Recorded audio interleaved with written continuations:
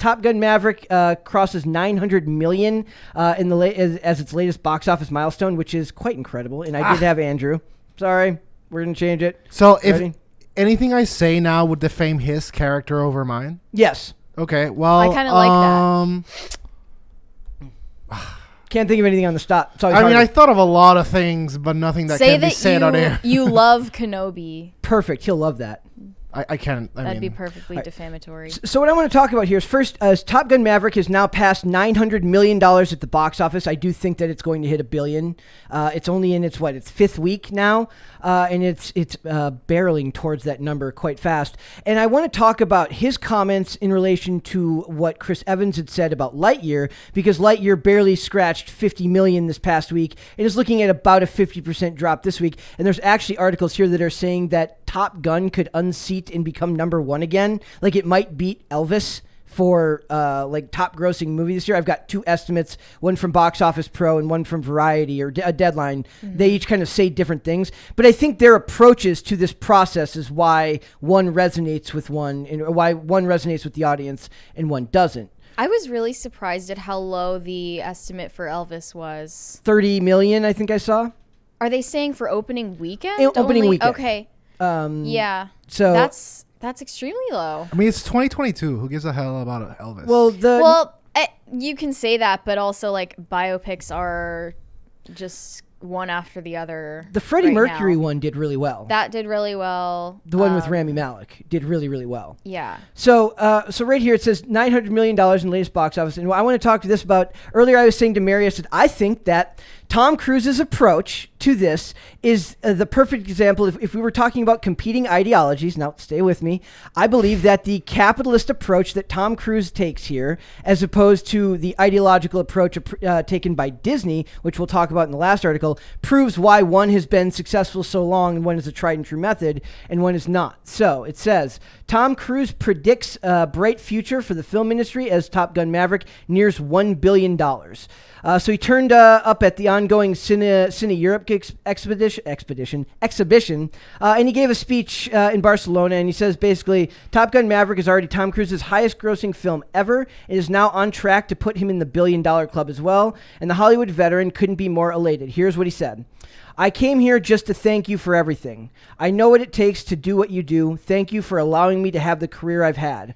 I'm going to keep delivering these films for you. You know I'm here for you, and I know you're here for me. Thank you for your help on Top Gun, not just my movies, all movies. I want everyone to win. I see a bright future for all of us. Now, if you notice the language, a lot of people talk about the concept of inclusion. That is like the most inclusive statement I've heard in a very long time. And what I was thinking is when Chris Evans talks about how people who don't accept what they're doing with their movie are dinosaurs. Does he believe that? Probably. Did he need to say that and add the bad press to their film? No, I don't think he needed to do that. But there's ideology behind the Disney approach to these movies now, where they're willing to sacrifice movies for the sake of what they're, the message that they want to push in their films. And there's just a lot of humility and a lot of gratitude by what Tom Cruise said. Do I believe that he's actually a super humble and gracious person? Maybe. I believe it. Everything I've heard from actors talking about him is he's super cool and makes people pasta. I've never heard pasta. Mm-hmm. Where do you hear that? What's called the guy that played Ray Charles? Jamie Foxx. Yep. Right? Oh, I believe. Yeah. Yep. So the idea here is that if I'm going to be cynical, which I always am, with whatever Chris Evans says, I'm going to take the cynical approach. Whether what Tom Cruise says, I'm going to take the cynical approach, or at the least the eyes wide open to the world approach to this stuff, right? And if I'm to believe that he's just saying it because he wants his movie to do well, it still means that he's delivering on something that audiences want to see. That's the capitalist in him. He doesn't care about the ideology behind his movie. He wants the movie to do well, and if what he's making is in line with what I believe is worth seeing on screen, then I'm going to get the movies that I want. You just can't delude yourself into thinking that these people are actually bastions of goodness, truth, and whatever else you tend to view the world as. Well, yeah, I don't really care whether Tom Cruise is a good person. Exactly. Personally, I wouldn't guess that he is because I know, right? he's a Scientologist. But But remember, he also had the message at the beginning of the movie when it came out. When we went to see it, he gave that whole speech beforehand in the clip that was recorded before the movie, where he thanks people for coming back to the theaters. And he has a lot, because he's a good actor, he has the ability to kind of emote a certain amount of humility and gravitas to what he's saying. yeah, I can appreciate that. My cynical approach to this comment he made, though, is that he's talking about us and we and thank you to the industry, yes. Not the people who are supporting the movie necessarily. But he has come out and made those comments. Sure, yeah, totally. So he is seems to be taking the approach that be gracious to all who support you. Whereas it's unfair because Chris Evans has taken the approach of just trashing the audience. He didn't need to, even if he believes them. Making everything, into a controversy that barely existed in the first place, a moral panic that was like a blip on the radar compared to what he framed it as. And if you guys now he's been rewarded for, Chris Evans has been rewarded with so much praise and adulation for making inflammatory comments that were totally unnecessary. But this is Dane's axiom. Whenever a celebrity makes a public statement that's overtly preachy and honestly kind of lame, it is usually not them.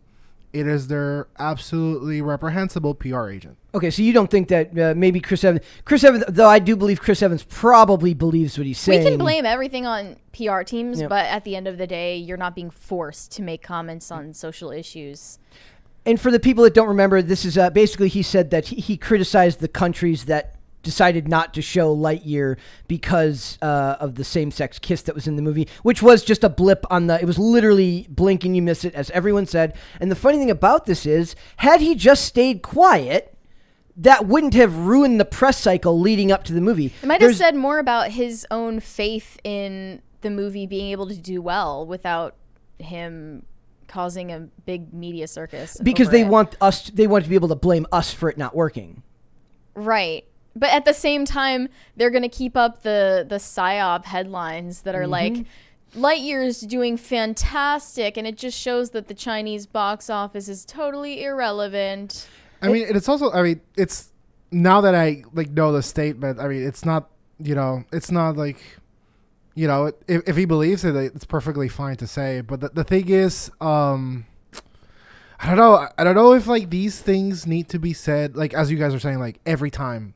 Do we does every time something does bad, do we need to browbeat people for their non-tacit support of everything and everything woke? Anything and everything, sorry. And here's the other thing. I don't think that's why the movie failed. I don't think Chris Evans, I think it speaks to a specific approach that they take to the industry, one of which includes you, me, and the regular moviegoer, one of which demonizes you, me, and the regular moviegoer. They're acting like there's some significant faction of people boycotting Lightyear over this scene. So it says, now this is the other article where they talk about the demographics of the people that went to see it in relation to Toy Story 4. Because I was pointing out to somebody, said they're like, maybe it's just Toy Story fatigue. I'm like, dude, Toy Story 4, which was arguably a movie that never needed to get made, still made $1 billion at the box office in 2019. It says Disney insiders privately point to mixed reviews from critics, at least for a Pixar offering, and less than rave reviews, rave audience scores, as well as marketing and brand confusion. People didn't know what the hell this movie was supposed to be. Right? I had to explain to you and to a couple of other people. I'm like, who is it we had to explain this to? Not you, to somebody else, when we were like, it's a movie about Buzz Lightyear. It's in the Toy Story universe, but it's not about the toy Buzz Lightyear. It's about the man who inspired the toy. Yes. And they couldn't wrap their head around that. And I was like, that speaks to brand confusion. That's a problem on their part with the trailers, limiting the movie's ability to be humorous, making it more serious, and really not knowing where the heck your audience is supposed to come from. Because it says Pixar movies have always been known for attracting both younger and older audiences who don't have kids, but the family turnout for Lightyear was notably light. In 2019, 45% of ticket buyers from Toy Story 4 were kids and parents. Kids are notorious for being repeat viewers, which can propel a big screen movie to enjoyable, incredible multiple viewings. Fun fact: Top Gun Maverick, what was it? 16% saw it more than once. 4% 4% of people saw it 4 times Oh or my God. more. Wow. I have a friend who's seen it 4 times. Well, your friend needs help. No, my friend is And- awesome. Okay. Okay, well. And that, but I'm That's saying, interesting because it is weird. Like whenever I go out, I overhear like conversations mentioning this movie and recommending it, like people on their phone to their friends. You should can't- go watch Top Gun. Like, you can't buy that kind of publicity, that kind of press. That's why whenever a movie comes out now, I almost give no credence to like whatever they say about the box office until we see what that first week of viewers says, because that's when you can start to see whether the repeat viewings are going to come in. And by the way, that's the kind of praise that only comes from, again, like having a serious cast of actors, respecting a project, respecting the source material, and non-pandering. Yep. Because like, unless you're, like of a particular inclination, like you're never gonna recommend something that's pandering. Because like if it's something that's pandering, it's being pandered, which is to say, the person that you would normally recommend it to is already made aware of it because it's meant like they're targeting you in specific. This is more like a mass appeal thing, and like it's a topic that really isn't in combat with anyone or anything. Thus, the word of mouth goes by the end of like the end product. It's like, hey, the end product was good, you should enjoy it. It's not like, hey, the message is profound and you should listen to it. It's like, I had popcorn, went with my girl, it was good, you should go. yeah, I mean, I really appreciate, I said before, but I'll repeat now, that even though they had the perfect opportunity or excuse to pander with it, because it's an older character who comes back to mentor younger people in his line of work, they could have made the plot center around him being clueless and making blunders, looking like a fool, getting taught about how the world works now by younger people, being condescended to. They didn't do that. And then they also had a perfect excuse to get political because it's the military. Yep. They could be fighting against any enemy you choose, but they didn't do that either. Now, I don't want to praise it just because, well, there isn't something blatantly wrong with it. Yeah. But they did actually have an engaging story. And so this weekend, what they're saying here is at the high end of predictions, Elvis is looking to make about $38 million.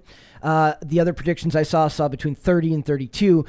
Some are still predicting that Maverick could actually come out on top this weekend with 30 million. And then the other ones were seen as like 29 million for Elvis, or 20 million for Elvis and 29 million for Dominion. This one says $38 million for Elvis, 38 million for Elvis. And then they're talking about 31 for Jurassic World Dominion and 30 for Top Gun Maverick. But it's in like week 5 or week 6 now. Well, here's my prediction as to why. Tom Cruise, like, his reputation is that of a leading man. Yeah. In every way that you want to take. Do you think of that Chris Evans phrase. that way? Do you think of Chris Evans Absolutely that way? not. Okay. And here's why. Number one, he's known to do his own stunts. And if you've seen the Mission Impossible movies, like literally the marketing for all those movies is, this is how Tom Cruise like mortally injured himself throughout the film. Most of the honest trailers for all the Mission Impossible movies now are just talking about how it's a Tom Cruise, like it's his like long drawn out attempt at like ending his own life. For They real? think he's nuts, and that he's just continuing to try. I'm sure he's very safe when he's doing those stunts. But he has probably thought about it and been like, that would be a cool way to go out. Maybe.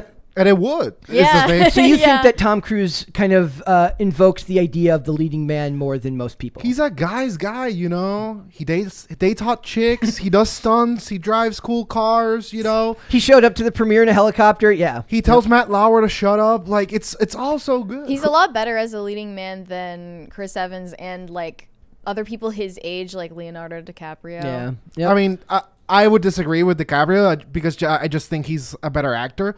But my thing is that he's like what, almost 60? Yeah.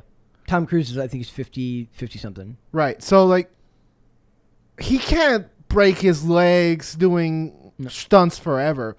Like, my fear is like, I don't think there is a single man poised to inherit what he has. Yeah. I don't think there's a single guy that's. I don't think they let them be that way enough in Hollywood. Like the guys aren't allowed to be. I guess Jason Momoa is kind of allowed to be a man's man, but he's still like on the No, older he's- side. He's not exactly the person that Yeah. you pass the torch to. There's no one. I can't think of anyone off the top of my head who would be like an example of like a who's- young There isn't man's one. man. in What Hollywood. age Tom Cruise was when they filmed the original Top Gun? How old was he? So it was like 36 years ago. He'd been in his mid-20s. Yeah, like I can't think of one. Yeah. And I mean, the only guy that I feel like comes like remarkably close, which is interesting because they have kind of like the same like physique, is the Tom Hiddleston. I knew Tom you Hiddleston. were gonna No, say the that. Spider-Man kid. No, Tom Tom Holland. Holland. Tom Holland, I knew my you were bad. gonna say Tom Holland. Because like they're But no. marketing the hell but that's No, what I'm saying. no. That Well, then what about it's not him? him. Like Chris Hemsworth then. No. because like he got embarrassed in the Avengers. He was like a pathetic, fat, depressed man, and like. As a pathetic, fat, depressed man, like I don't want to demean us, Okay. but like I shouldn't be the leading actor either, But it's like no one, like there has to be a model, Yep. and like while the young guy he can be like a model for like being chivalrous and like being well spoken and likable, he's not a role model, and like he's badass. Yeah. Like Well, there aren't a lot of Schwarzeneggers or a lot of Stallones left in Hollywood. I these mean, days. The even- ones that are like me and Mary talked about how they're oddly sexless. Like they're all weird, which is kind of part of the leading man. You said he dates hot women, he drives cool cars. Like there's like a weird kind of androgyny, A to Ken their, dollness to yeah. him. And then there's also this where Jack Posobiec points out that he does believe that Disney is willing to take a loss on movies like this for the purpose of pushing an ideology. That's my problem. Tom Cruise is not willing to take a loss. He wants to make the fans happy. Do you really think it was calculated that way? I think that they don't see it as. I think that they make so much from the parks and so much from the back end of these things, whether it's toys, that I think if this movie loses $200 million, if we're being honest, what is $200 million to Disney really? A company worth that much? As much as we like the headline that's Yeah. like Disney's going broke, Netflix is going broke, Exactly. blah blah blah. Like they never are. Yeah, like you, and then he talks about here. He basically talks about how the Fed's been printing money and how that becomes like an investment for these companies through environmental, social governance scores with Disney stock. I don't want to get into that stuff as much, but he goes down here and says Disney views a financial loss on Lightyear as an investment in changing political culture. Posobiec determined. So they look at these as investments into shifting the culture forward in their direction, and that's why they push things like this. He said Lightyear reportedly cost $200 million to make, which does not include promotional materials. So if you include that, that's 1.5 times its budget. That puts us at about $350 to $400 million. They would have to make back just to break even. Right. Wow. So if they're willing to spend, who do I want to support? Do I want to support the guy who seems gracious in all that he does, whether honest or not, and makes a movie I want to see? Or do I want to see the company that's so willing to push a political ideology that they'll take a $400 million loss and just count it as good because they got to own the people they don't like? I don't buy that. Like, I don't want that. right. And they here's- didn't even own anyone because that faction doesn't exist. And plus, it's like they just end up doing it to themselves because, like you said, they pushed it 14 countries banned or 12 countries banned it over a stupid scene that didn't need to be in there. I know that it's a drive-by thing, like it's Yeah. nothing, but also it's not nothing because they did, I'm sure, discuss that, put thought into it. It was removed, and then they put it back Yeah. in after backlash from Pixar. There was a lot of employees. stress over it. It's not just a nothing scene. They really cared about putting it in there. And that's what bothers me. Like, to me, I don't care if that scene is in there, but I understand why some They people put do. tremendous amounts of thought into putting it in Yeah. the movie, which is mean, why controversy even existed about it. It's been like a company policy, like a company statement is like, we are going to put this in everything. Yeah, Bob Chapek has said that they're doubling Yeah. down on doing that right now. So I just see these as two different approaches, and I hope that in future people look to what Tom Cruise is doing. Whether you believe that he is 100% on the up and up, and he really wants the best for you and your family, I don't buy it. But I want his model of Hollywood to be what prevails down the line. Or at least that's what I'd like to see. Sorry, before we wrap up, I wanted to ask you something. So like, I agree that like some of it might be genuine and some of it might be disingenuous, but like he still strikes me as a man who personally takes like the hero's journey very seriously within himself. And he's very passionate about the art of filmmaking. So if he's not going to want to make movies he's not passionate about. Right. Yeah. And like often my ethics don't align with pretty much anyone. So they probably don't align with him, but like that fact in itself that he's still like trying like on this road of self-improvement, and like everything that I've seen from him like from recordings is like we should be grateful, we should work hard and things like that. It's like, okay, maybe you're a little clown town on some things, but like in your core you seem to be at least decent. Yep. I don't know. We will see. Mary, would you rather see stuff like this? I'm assuming that's a yes, right? Yeah, obviously. I just don't know if we will going forward like you say you're hoping, because if there were a younger person or cohort of younger people to pass the torch on for stories like this, then we would be seeing them getting casted. Like, for instance, a perfect opportunity, casting someone as Ken, who is maybe in his 30s instead of his 40s. Not Ryan Gosling, right? Yeah. Not to like dunk on Ryan Gosling, but that's just evidence that there's nobody there. Okay, I'll audition next time. I'm sorry. I'm just busy. I'm doing work. He's got work to do. What do you want me to do? Thanks for watching this clip, guys. If you want to see full episodes or follow us on social media, links are in the description below. Bye.